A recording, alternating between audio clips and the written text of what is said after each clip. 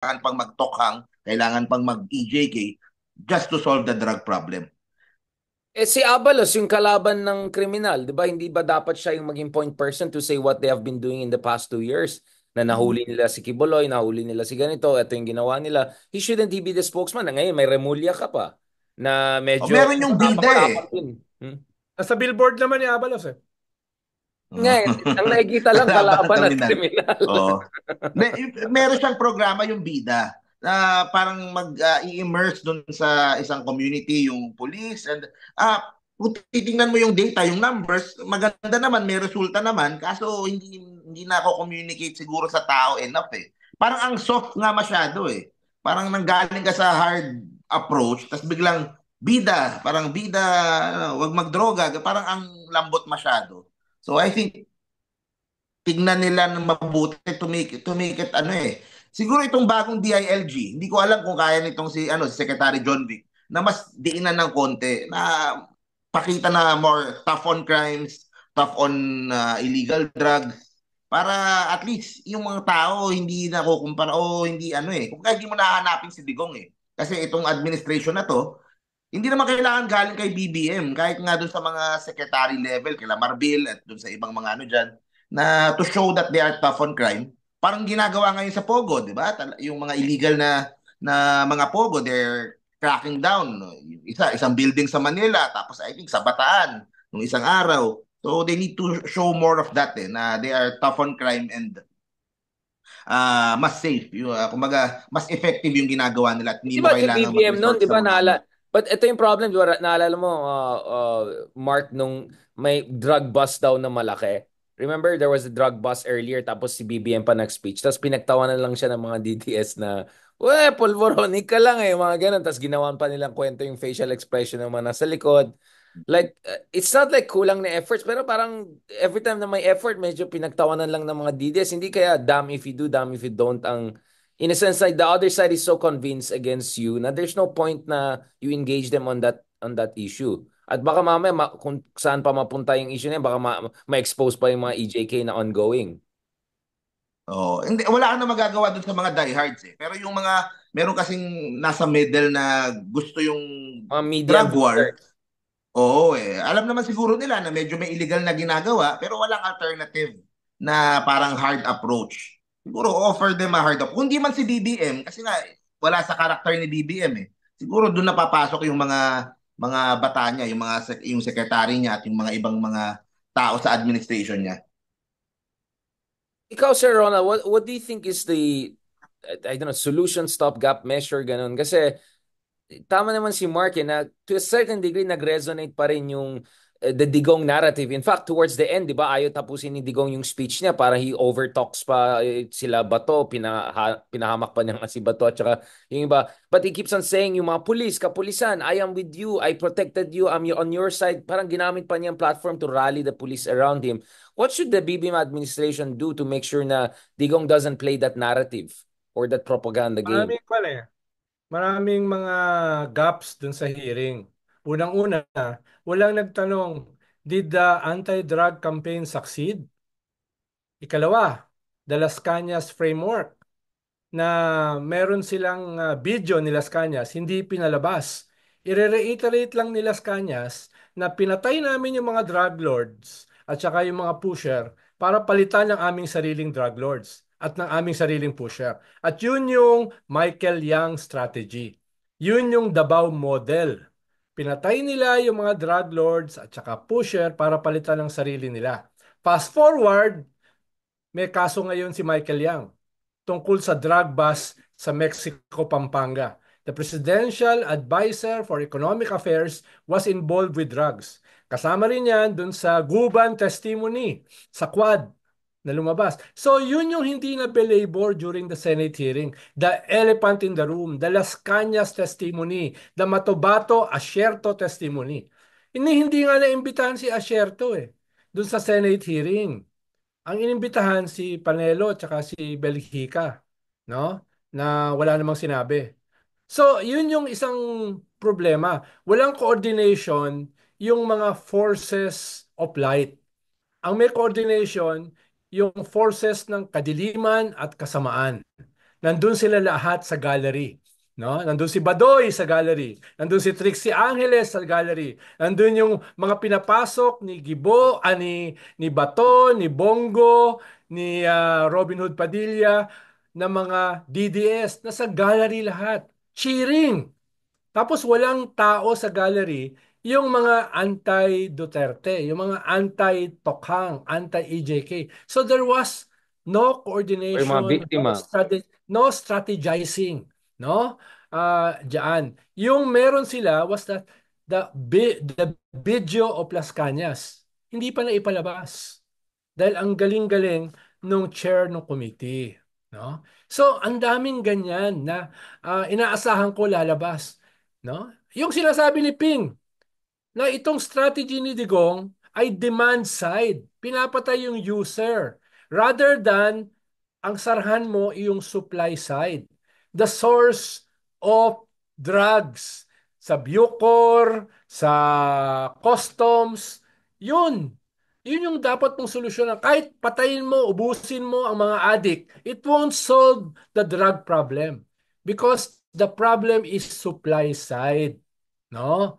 Yun yung mga hindi na pag-usapan doon dahil napakagaling ng iyong Hindi, chairman. kasi napakagaling yung chair. Oh, Sigurado niya na hindi di ba? marinig yung kabila at all. Na it's Di a ba? Digong show. It was Digong show. Yeah, sabi I nga think ni it's the Ping president's. Lacson, it was a Digong invasion.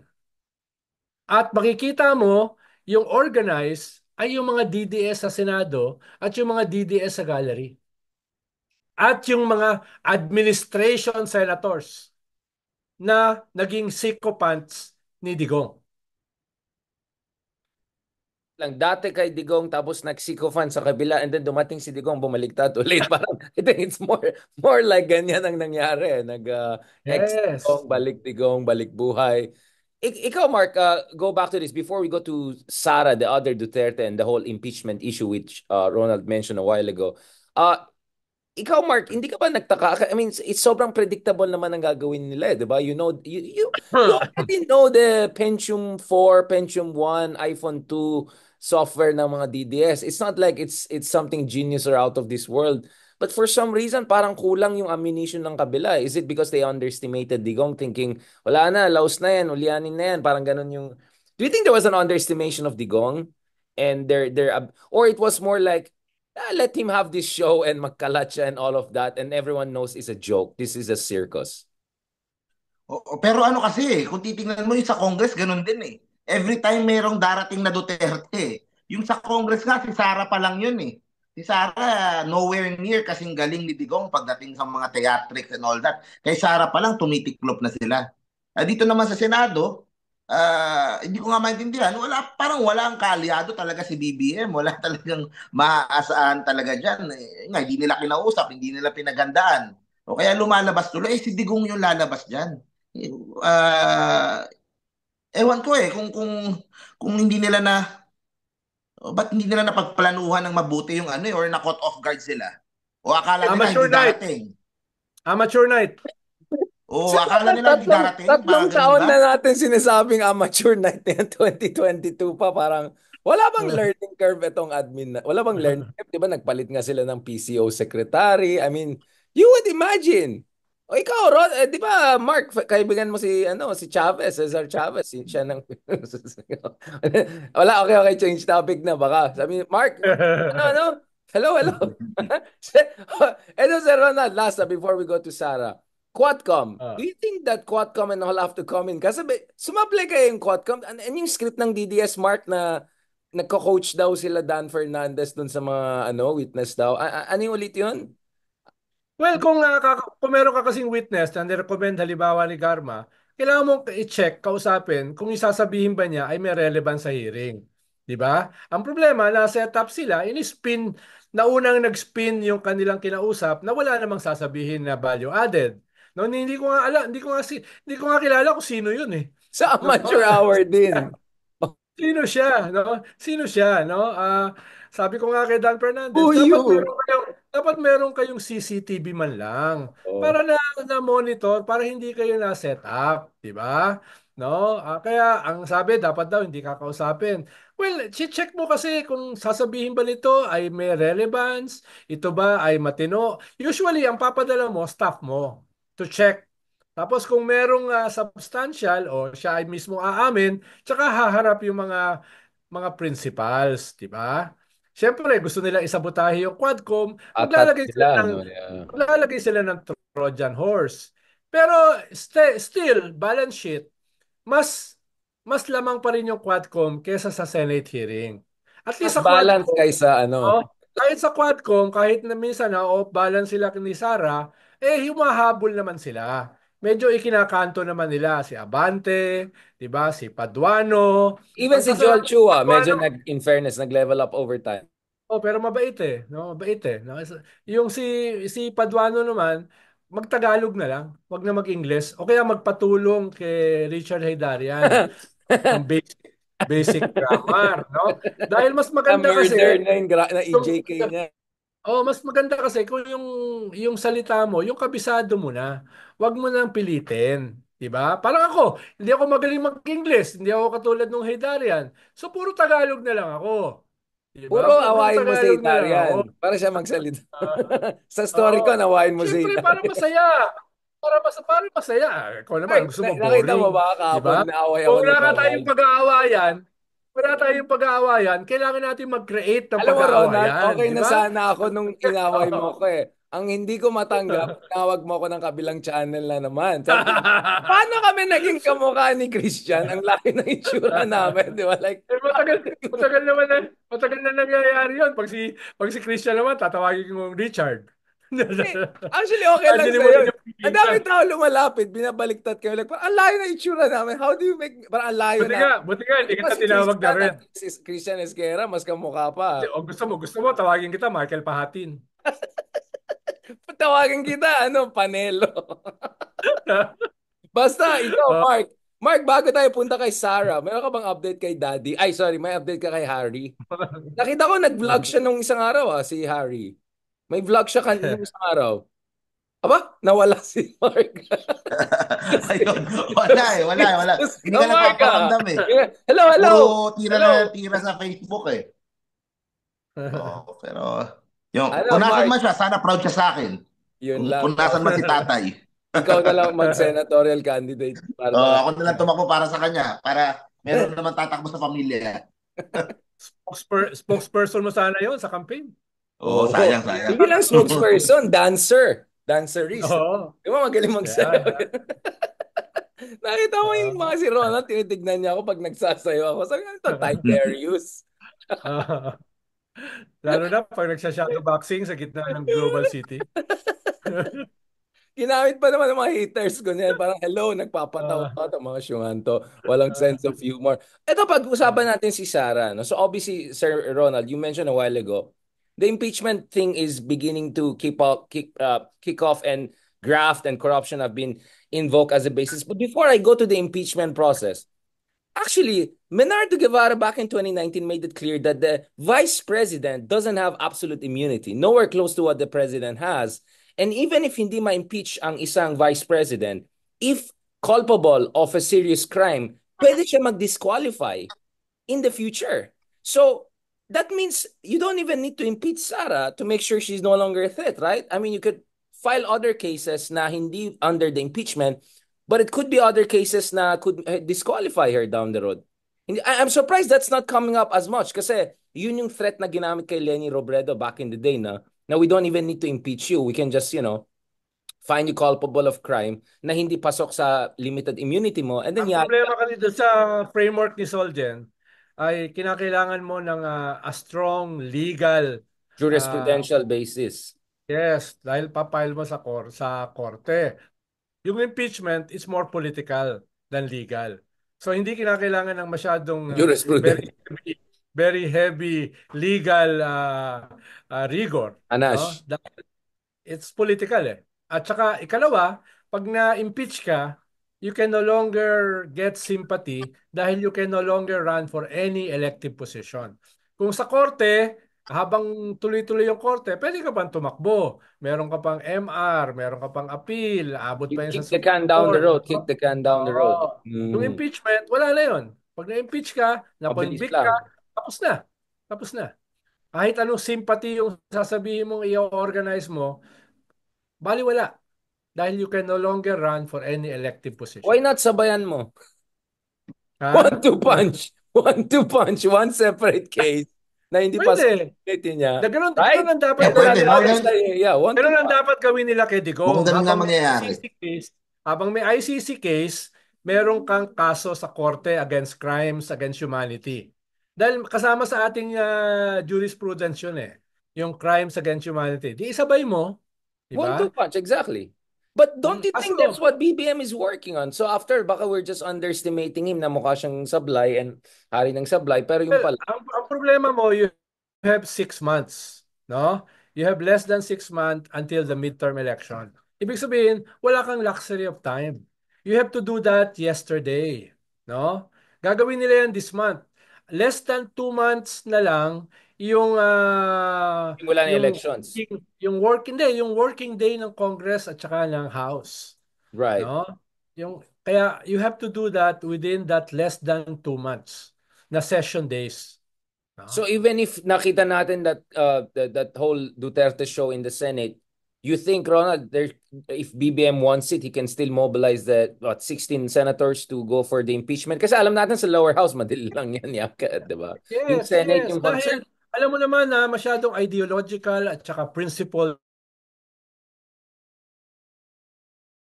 ating mga senator dahil napaka-principled nila at Pero Ronald, napaka naghang yung video nung sabi mo very principled and all. Hindi ko alam. Pwede mo ulit. yun. Ha? Naghang bigla. Napansin So, mo, Mark, naghang yung video natin. so kinakailangan ng mana from heaven, no? Kinakailangan ng divine intervention. Dapat may mana from heaven, no? Habang naglalakad ka, no, 40 years sa desert, biglang may uulan na mana from heaven, di ba? And then you reach the promised land. Milk and honey. Oh, biblical Sir, ah, Sir biblical. Ronald, okay ka naman, di ba, Sir Ronald, yung mga gawa natin. Ay, okay ka lang. Ikaw, Mark. Oo. Ako, Richard, excited ako dun sa impeachment yung ano eh. Kung ma-start yung impeachment, mapadala sa Senate, yung pag-open ng mga bank accounts eh. Baka dun pa lang kasi ano na eh. Yun pa lang eh. Parang hindi ko ma-imagine how they're going to spend. Kapag lumabas na yung mga transcript, yung mga bank accounts, yung mga milyon, daang milyong pumapasok, Dolyares, lumalabas. Dolyares. Oo, and dollars pa. So I mean, I can only imagine how they plan to spin all of that. Na of course, wala yun sa salin, hindi sila nagbayad ng tax doon, walang dineklarang kahit ano. So doon pa lang I think that is one reason enough for the Marcoses for PBBM to kumaga give the go signal ipatakbo eh. Kung lumabas na yun sa makita yung bank account, ganun kadaming pera tapos i-acquit pa rin ng mga senators. So Mapaya sila na obvious na papahiya sila eh. in your face strategy in short. Sir Ronald, is that doable based on the Corona example? Or to be skeptical, did the Corona example make it more difficult this Just, time it's dahil sa just, backlash? it's just AMLA eh. Tapos you're in the midterm. Pwede mong sabihan yung mga bangko. Diba? Ilabas niyo yan. Pag sinabi ng bangko, ayaw namin. We will give you problems. Gobyerno, korte yung humihingi ng ng file shots, hindi mo ilalabas. Diba? So, pero yung pinakamahalaga dyan, AMLA. Yun yung nilabas ng AMLA, yung $2 million bank account ni Corona. How do you explain that na wala sa iyong salin? Diba? So, tapos itatriangulate mo yung properties. Kakausapin mo yung Land Regulatory Administration, no? Sino ba yung mga ano ba yung mga lupa ng akusado at yung kanyang mga kamag-anak, yung kanyang asawa, etc. No? Triangulate mo yan. Tatriangulate mo lahat ng mga sasakyan, no? Ano yung mga sasakyan na pagmemay-ari nung akusada at saka yung kanyang mga kamag-anak? Itatriangulate mo yung Bureau of Immigration. Tuwing kailan ba bumabiyahe yung akusado at yung kanyang mga pamilya? Yan ba ay nakalagay sa SALN? It's just triangulation eh. Lahat yan may paper trail. At kung ikaw ang gobyerno, madaling gawin yan. Unless you're a total idiot. Well, what if, Sarah, you're somewhere between total idiot and government? That's very possible. But you Ah. can also use the Pogo issue, di ba? Yung Pogo issue to say, we're suspecting that, there's drug Kaya money. ayaw humarap ni Harry Roque dahil hindi niya mapapaliwanag yung kanyang wealth and properties. No? Kaya ayaw niyang humarap. Yung sinasabi niyang right to self-incrimination, you cannot do that unless humarap ka mismo at tinanong ka at doon ka nag-invoke ng right to self-incrimination. Hindi ka pwede mag-invoke ng right to self-incrimination, Ayaw mo no? magpakita doon. Habang nagtatago ka. Theoretically, no? Hindi ka pwedeng mag-invoke ng right to self-incrimination na predictability, no? Kailangan doon ka mismo, tinanong ka mismo. Wow, speaking of avoiding hearing, mukhang tumakas na yung chief of staff ni Sarah ba? Mukhang out of the country, Oo. nag-Harry Roque na rin siya. Ano Mark, mo may talaga ba yun? papaliwanag yung mga resibo, yung mga kwan na pare-parehas ng typo error. At GPT ang nangyari dyan. I mean, Ah. does that say na medyo game over? Kasi the spokesman of Sarah now is essentially saying na pre-terminate na siya. I don't know what game he's trying to play. Well, Essentially, kahit pre-terminate ka, liable ka pa rin. exactly. At Like, I don't understand what he's trying kung to achieve nangyari yun, there. nandun ka pa rin eh. Kaya nga yung isa, lumabas na ng bansa. Hindi mo pwedeng sabihin, hindi, resign na ako eh. Another total idiot. But that shows he's desperate. Ah. Medyo may desperation. Ikaw, Mark, anong basa mo na yung chief of staff ni Sarah sa DepEd ganito, yung kanyang spokesman ay Yeah, just kamay. put on the pressure lang hanggat may kumante. Hanggang may kumante. Parang doon sa ginagawa doon sa ibang hearing, Yun di eh. ba? Kanta, Oo, yun dapat eh. kumanta. Yun naman yun eh, hanggang may. Di ba yung kanina Yeah. yung sa sa envelope yung kinonfirm na ano ba yun yung nakakatanggap or nagbibigay yun sa mga envelope. So parang na-confirm din kanina. So kumaga eventually lahat kakanta rin, lahat magsasabi din ng totoo eh. Kasi at the end of the day, sila yung malalagay sa Hindi naman sila yung target eh. Si VP Sara yung target. So So bakit aside from the sila? bank account, you're saying ito rin pwede, no? Papakantayin mo yung mga alalay Mm, para mapaya yung mga senador na didepensahan pa nila. Ito, kumanta na yung alalay. Alam na natin nangyari. Ito na. So you're saying, Mark, that's how you build the pressure up on the Senate.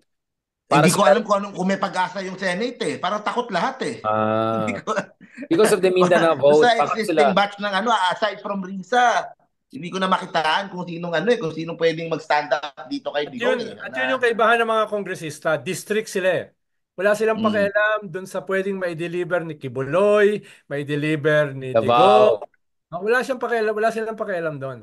Yung mga senador, dahil either tatakbo ngayon or tatakbo sa 2028, which is Cannot very fast alienate the Mindanao vote. Yeah. our political system, sinisecure nila. No? Oo. Yun nga problemado ako eh. Baka masi-zero DDS votes ako eh. Wala Ah, talaga yan. ako makukuha maski isa. Oo, pero Naku, hayaan mo na para sa bayan naman. delikado yan. Baka hindi ka makapasok sa 12. Yun nga eh. Yun nga eh. Sayang Gawin, kung kaso ganun Mark, talaga. gawin mo Kailangan yung talaga ginawa eh. ni Chavit. Bigyan mo ng milyon yung pamilya ni Kaloy. Para po. Sir Ronald, yung pusta pa rin natin. Baka May dito. pusta tayo ha. May pusta tayo. Mas iPhone 16 yan ha. iPhone 16. Next year, Shopee. 17 na. iPhone 17 na next year. Oh, by the time. Shopee edition yan, ha? Basta ako, Chavit, Ah, mas mataas kay Bato. Yun ang pusta natin lalabas yan. Unless si Bato, yung ah, usapan yan. ito Let's talk about talagang, ito talaga mga Ilocano, nagko-consolidate. Oh. ito. Sir Ronald, bago tayo Ah, pumunta sa local elections natin,